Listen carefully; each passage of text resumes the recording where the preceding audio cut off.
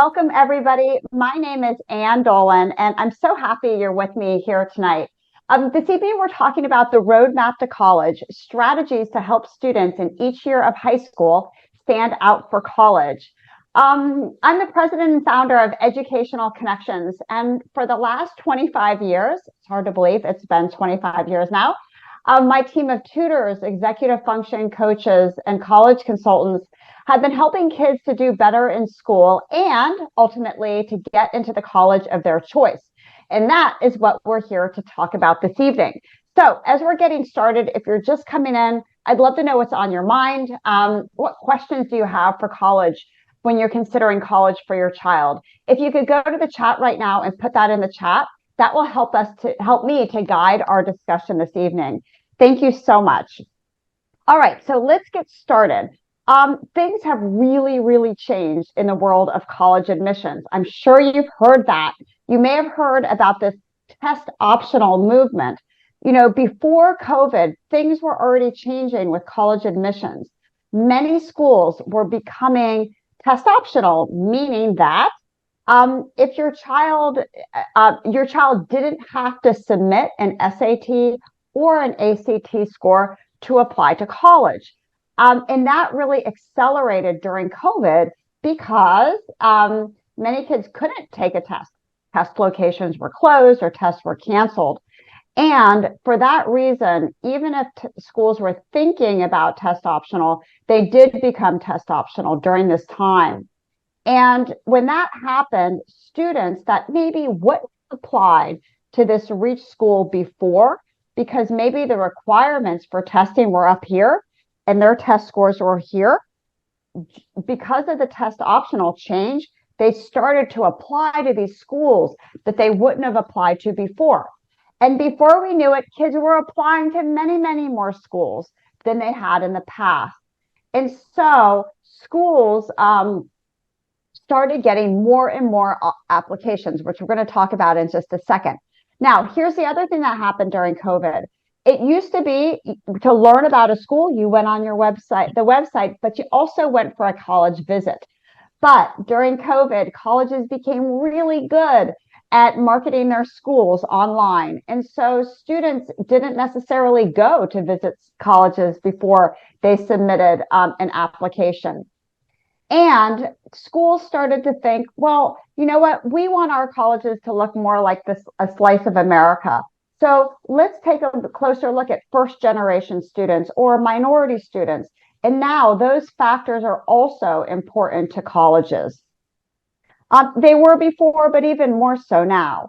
So what we're seeing at the end of the day is that colleges are receiving more applications, especially the elite, very selective schools, for the same amount of slots that they have open.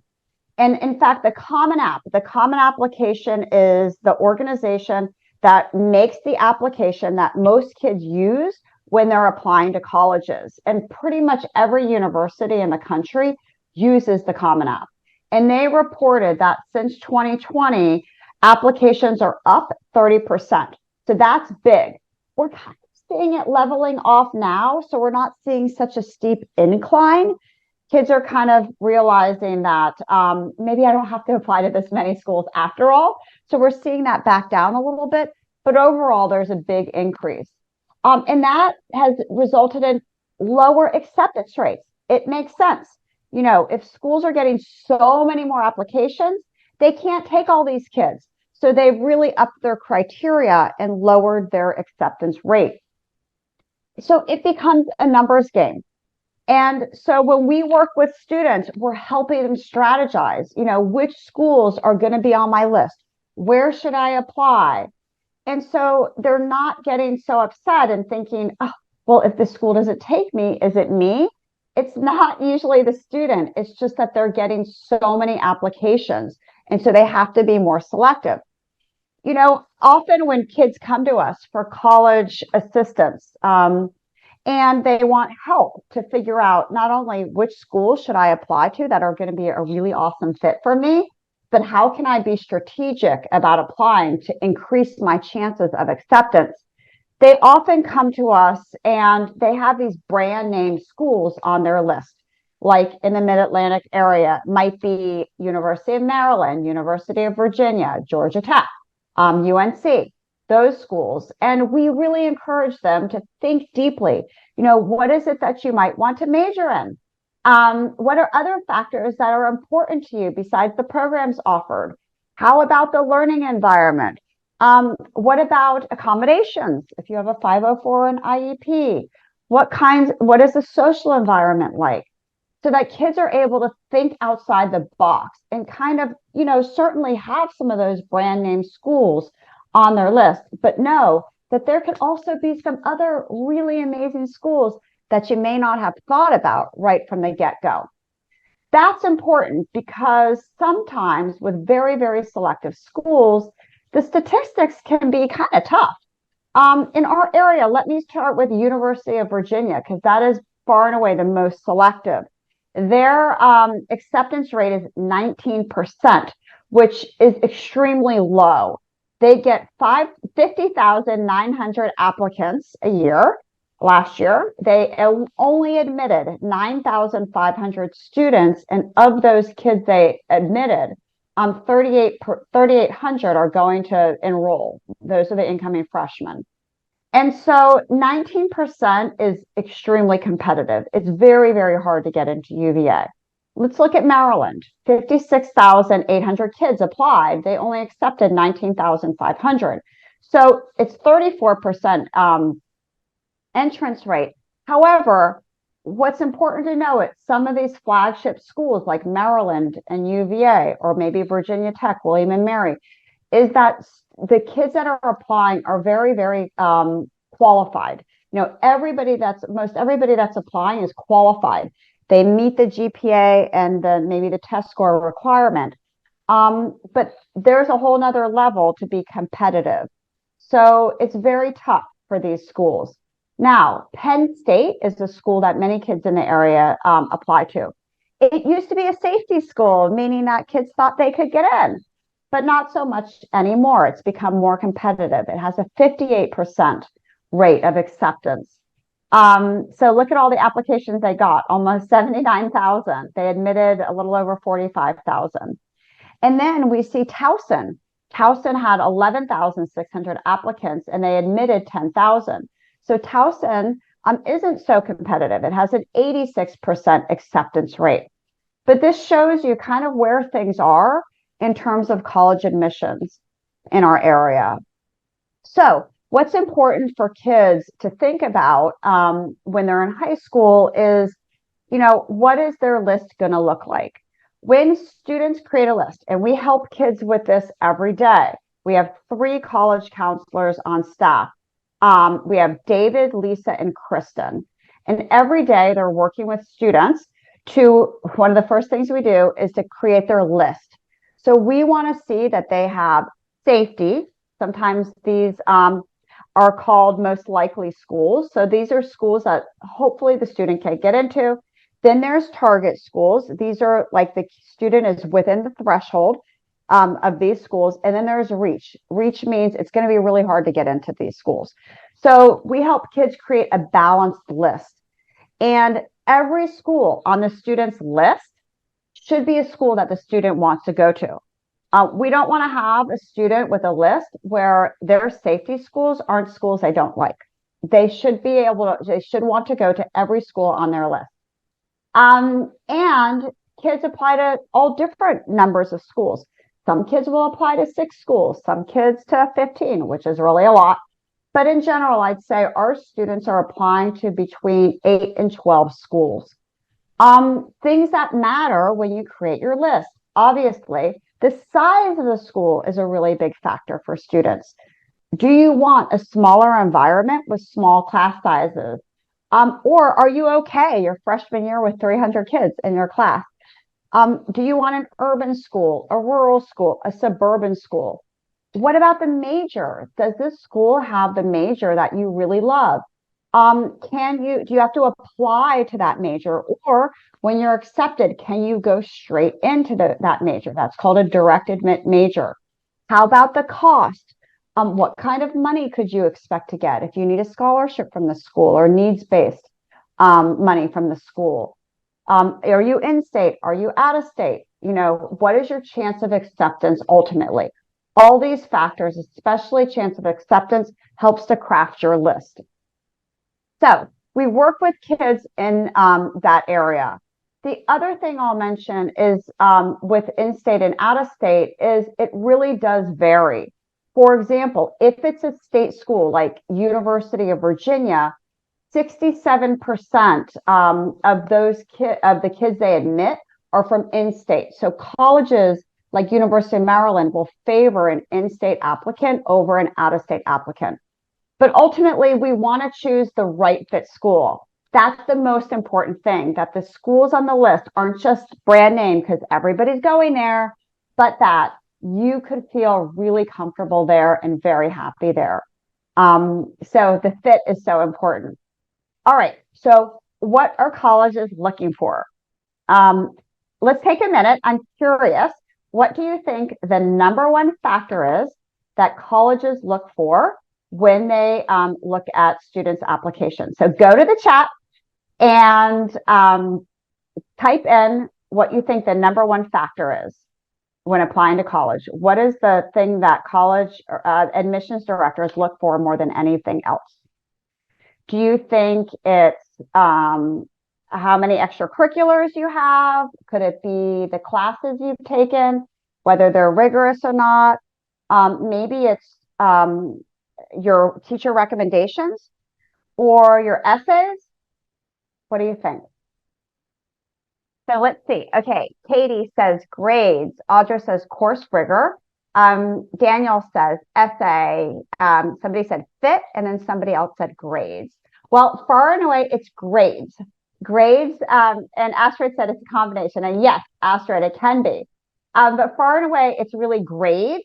And right behind that is your course selection, your rigor. What are the classes did you take? Did you get all A's in just gen ed classes, or did you stretch yourself and take AP or IB or honors classes? So grades are the number one factor, followed by rigor. Now, depends on the school, but it could do test scores. Some schools want to see a test score and they're required, like Georgetown.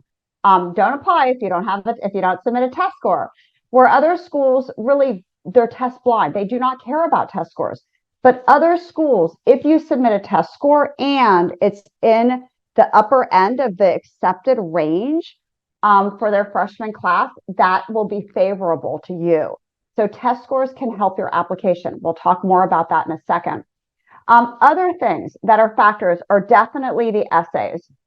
When we applied to college, essays were kind of like something you did, not a big deal. Now essays are really important. Other things, letters of recommendations, your resume.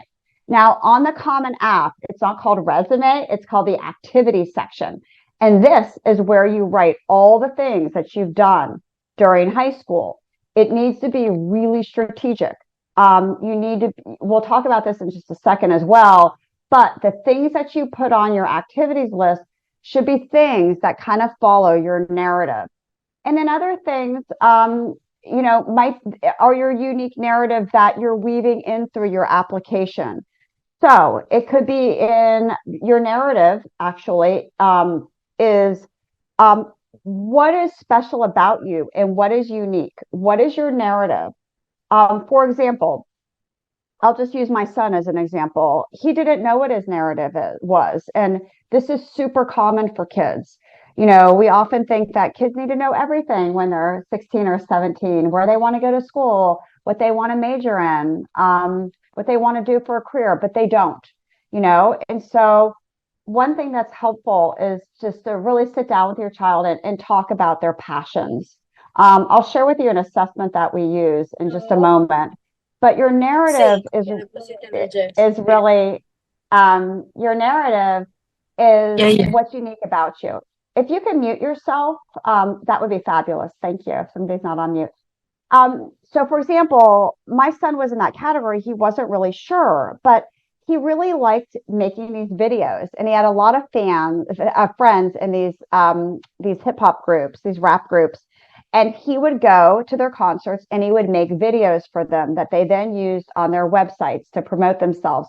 And he really loved doing it. He loved the editing process. He loved the visual aspect of it. And he said, I don't know what I'm going to do in college, but maybe I'll do this. I'm not sure. And we said, okay, like, let's go with this.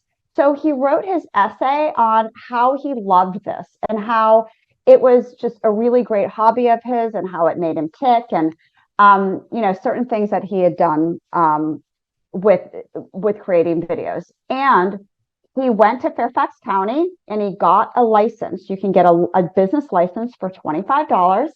And then that summer, he took a class at George Mason for high school students on video production and filmmaking. And he loved it. And so he applied to schools that had a film program. It ended up, now he's a political science major, but that was his narrative. That was what was unique and special about him. And he could lend that to a school. So when we work with kids, we help them to craft their narrative so that there's kind of like a through line in everything that they do. When kids don't know, we do an assessment. And I love doing this with kids. It's called AchieveWorks. It's part of our counseling program. And it is helpful to kids because when they don't know what's unique about them, and we can say, there's something really special and unique about you, we're going to figure out what it is. So we give them this assessment that looks at their personality, their skills, and their learning and productivity. And then it takes all their strengths and it spews out information on what careers and what majors will be good for them. For example, sometimes we have kids that come to us and say, I think I want to go into engineering, but I'm not really sure. And it's a major commitment because many of these schools are direct admit. And, I'm just not really sure. Engineering is competitive. And we'll do an assessment with them. And we also just have conversations with kids. And from this, we can say, oh, you know what? Actually, this is a natural skill set of yours. Definitely consider this. It could be really great for you. Continue down that engineering path if you so desire. And so, taking kids from, I think I'm just normal, there's nothing unique, and really finding what their true gift is really wonderful for students. And it helps them uncover what they're good at as well. So that is important in helping kids craft their narrative. The other thing that's important is helping kids with their course selection. And right now we're in October, and at most high schools, course selection is in January and February. And that's important. Course selection, as I mentioned, behind grades, the classes you take are vital. So if you want to be that kid that goes into engineering, you need to be challenging yourself with taking very advanced math and science courses, stretching yourself to take AP, calculus, for example, so that you can be, you're really showing that you are striving to do your best in these types of courses. So that would be an example of a strategy around course selection. Maybe you eventually want to go into business, but you're not sure. Take a marketing class. Whatever you're interested in, you should try to stretch yourself to take the most advanced classes as you can. However, and have a life too. So you do not want to overburden yourself and not be able to play a sport or to do other things after school. Those are important too. Maybe you're a math and science kid, but the language arts part of learning is harder for you. Maybe you don't take those AP classes because that's going to be too much of a stretch for you. Other things that you can consider is really making your summer one of intention. And what I mean by that is, instead of kids sitting around playing Xbox or, not sure what they want to do, start thinking of the summer now. This is a great time for kids to explore their interests. It helps with the narrative because let's say that you might want to go to nursing. Maybe over the summer, you're a candy striper, or you see if maybe there's somebody in your community who's a physician or a nurse, and you can go and shadow them at their job or just sit at the front desk and see how it works. It's very hard for kids to get an internship in high school. And sometimes, parents say, I want my child to get an internship. It's hard to make that happen, but a job shadow isn't hard at all. And if you job shadow over time and through the summer, that's something that can go on your activities list. It could help build your narrative for nursing school, for example. Maybe you also get a CPR certification. There's lots of volunteering roles, or you could have a job. Jobs are fabulous for kids. I love jobs. Put that on your activities list because it shows that you've taken initiative to do work outside of your home, that you understand how to work with people, that you've put yourself out there, you're experiencing something new. So jobs show initiative and hard work, and they should definitely be considered by kids. Or maybe you've got your own little side hustle where you're working in your own business, even babysitting. Those things are really fabulous. Another thing that kids could consider is demonstrated interest. So demonstrated interest is when a school knows that you're interested in that school. Some schools factor your interest level into their decisions significantly. So for example, Christopher Newport, which is in Southern Virginia, Norfolk, Virginia, that's a school where demonstrated interest is important, meaning that they have interviews. And if you sign up and you go to an interview, they like that a lot. And that's a box that they check when they're reviewing their application. If you go to college fairs and you scan the QR code, it shows schools that you're interested. If you go on a school tour, all those things are demonstrated interest. Now, on the other hand, some schools do not consider that because they're large schools with thousands and thousands of applications, and therefore demonstrated interest isn't really a factor to them. They don't really care if you went and visited or not. So if you go to their website, they'll tell you whether demonstrated interest is a factor or not. So that's something to consider. All right, so we talked about grades, we've talked about the narrative, we've talked about demonstrated interest, things to do over the summer, all that kind of stuff. The other part of the application is testing. And what we've seen since COVID, when pretty much everyone was test optional, schools are now coming back and saying, we favor test scores, or in some schools like Georgia Tech or University of Georgia or all the Florida state schools, they want to see a test score. You're required to submit a test score. But in Virginia, for example, in most schools in Maryland, it's test optional. So here's what I would say, is although many schools are test optional, students should still prepare and take a test and have a test score to their name. It doesn't mean they have to submit it to every school, but it is helpful because if you have a test score and you've practiced for a test and maybe taken it once, twice, maybe 3 times, and you have your best test score, it can be helpful to you, even if the college is test optional. So I mentioned earlier that you're going to have on your list safety schools, target schools, reach schools. Maybe you're an okay test taker, you're kind of an average test taker, but to some of your safety schools, that test score you have might be pretty good. So you might submit it to your safety schools. Maybe you submit it to your target, but it's not really in the range for your reach schools, so you wouldn't submit it to them. However, if you're a good test taker and you have a really strong score and you're applying to a highly competitive school, especially those that value test scores, you would want to submit that score. So it kind of depends, on whether you're going to submit a score or not. We help students with that all the time. It used to be that colleges owned your data. It is not the case anymore. You own your data. You decide if I want to send it this school, or no schools. It's completely up to you. Nobody sees it unless you submit it. So that's why having practicing and taking a test is helpful. And then you can decide later what to do with your testing once you have your list and you're ready to apply. So let's talk about the pros and cons of taking a test. For one thing, if you're applying to a competitive school, it gives the school another data point. If you're applying to a competitive school and your grades are maybe here, but your test scores are here, that's going to help you because it's another data point that can support your application. Again, some schools require it, and the requirements are changing. So even if a school was test optional last year, it doesn't mean they're going to be test optional next year. So you really have to do your homework and check.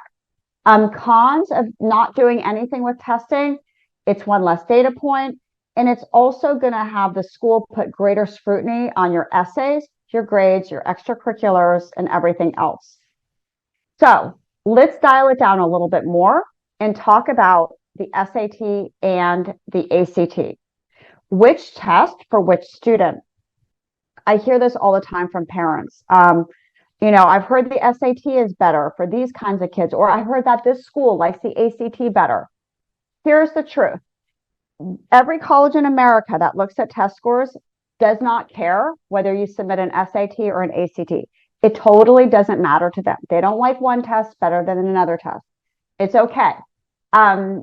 What we recommend is that you decide which test you're going to take, and I'll share with you how to do that in a second. And then you just prepare and study for that test. The tests are so different now, especially with the SAT going digital, that it's in your best interest to really end your time to just study for one test and go in that direction. What does that look like? So for the SAT, it is considered a power test. That means the questions are a little bit more laborious. There's fewer questions on the test, but they're a little bit wordier, and they take a little bit more critical thinking and analysis. And the difficulty is really in trying to understand what they're asking you. Now, it's changing a little bit for the digital SAT. I will say that the interpretation part of it is a little bit less than before, than how it is now, the paper and pencil test, which is still out there. But in general, still, the SAT does require more critical thinking. Now, the ACT is considered a speed test. That means that you have to go at a really fast clip to get through the whole thing. So there are more questions, but they're shorter and they're more straightforward. Like kids will say all the time, oh, I understood these questions better. I knew what they were asking me to do. This feels more like school. On the other hand, kids will also say, this test was really fast for me. I wasn't able to finish it. So definitely there's different tests for different kids. So again, it's more student friendly in a way. And the difficulty again is in the pacing or in the speed. So one other thing to consider, if your child has accommodations, meaning an IEP or a 504, and they have extra time, in general, they should take the ACT, because the issue with the ACT is time. And if you take that away, now it's a much more straightforward test, and that's usually the test that your child should take. You probably heard about the SAT going digital. So the College Board is the company that produces the SAT and the AP exams and the PSAT. And so what they've done is made the PSAT, which was already administered this month, digital first. And then in March, the newest version of the SAT is coming out, and that's going to be all digital as well. So with the SAT, what's staying the same is it's the same scale as before, 1,600 points, and it's the same breakdown. So you get 800 points for the verbal section, which is reading and writing, and then you get 800 points for math. And so half the test on the SAT is math, whereas on the ACT, it has 4 sections, and only one of the sections is math. So sometimes kids that don't love math will sometimes favor the ACT. The other section that's unique about the ACT is there's a science section, but you actually don't need to know science for it. It's interpreting graphs, charts, and information in that form. So that is the most coachable section, I think, of the ACT. And when I think of both tests, really the ACT, in my opinion, is the most coachable one. We do a lot of test prep for kids. We prep kids for the SAT, the current paper and pencil one. We're starting to prep them for the digital one. We also prep kids for the ACT, which is not changing. That one's not going digital. And I would say that it's a little bit easier to move scores on the ACT. It's a little bit more coachable. So going back to the SAT, 1600 scale, half reading, half math, proctored at school. It's not like you can take this at home. Kids still report to school to take the test. Kids still get accommodations if you have a 504 or or an IEP. It's the same subject matter. So a lot of it is the same. But what's changing is obviously it's all digital. It's 2 hours instead of 3 hours. You're not going to be able to mark up your test booklet, obviously. However, you are given a piece of paper, a scrap piece of paper and a pencil. So if you want to jot down things, you can. And it's offered more frequently, which I personally like. And I also like that it's scored in days instead of weeks. So right now, to get your scores back for an SAT or ACT, it's about 2 weeks. But if you can get them back in a couple days, that's kind of nice. The biggest change is that it's adaptive. And adaptive means when you start the test, you're given a group of questions. And if you don't do well on those questions, you're not going to go to the next group of harder questions. They're going to give you some easier questions. So in the adaptive format, if you're not doing well from the get-go, you cannot reach the maximum score. So with this version, we're going to be working a lot with kids on, starting out the test and making sure you're putting your best foot forward. So the adaptive nature of it is extremely different to anything we've seen in college admissions testing before, because the test automatically adjusts based on how you're doing.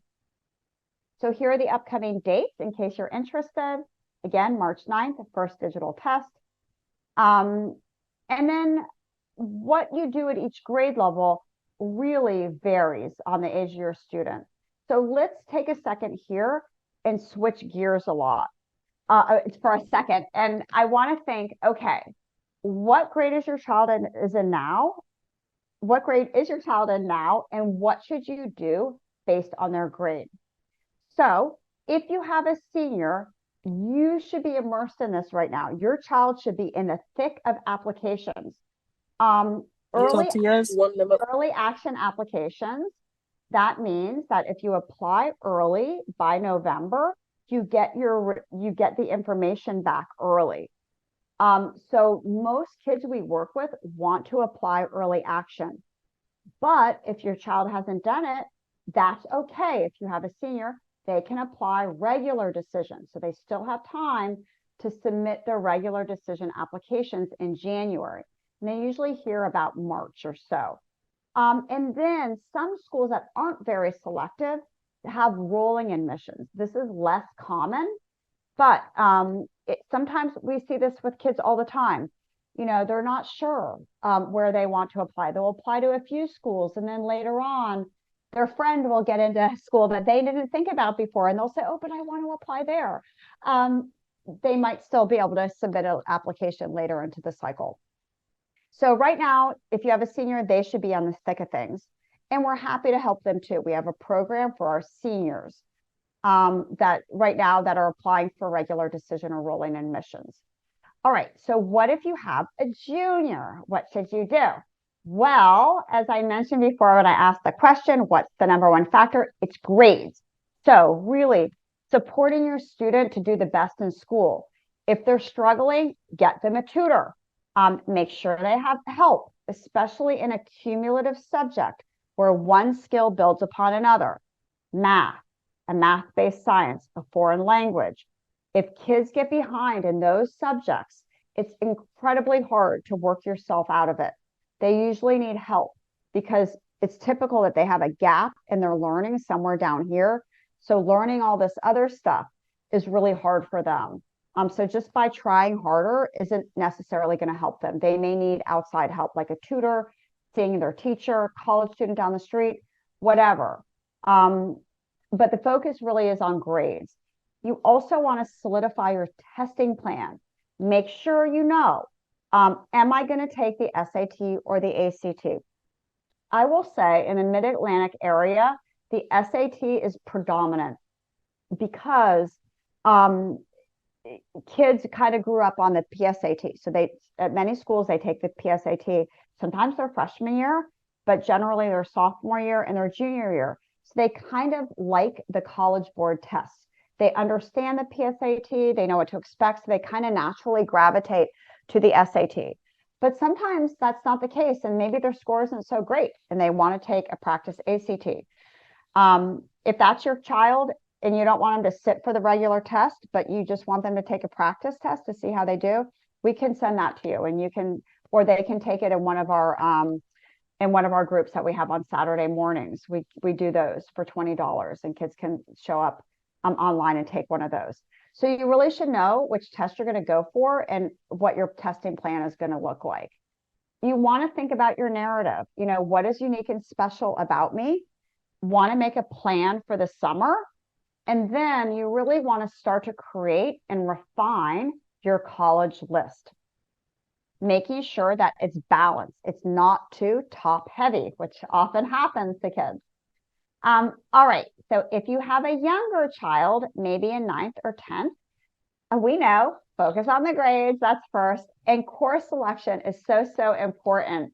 Come January or February, you know, if your child knows exactly what they're going to do and they're pretty self-sufficient and they're on a good path, you may let them pick their courses on their own. But I think it's helpful to have a discussion and just ask them, oh, tell me about your course selection. What are you thinking of? Oftentimes kids don't really realize that they need to be taking certain classes to position themselves the best for college or for a particular major. So having that discussion early on is helpful. Think about the extracurriculars. You know, what are you going to be doing over the summer?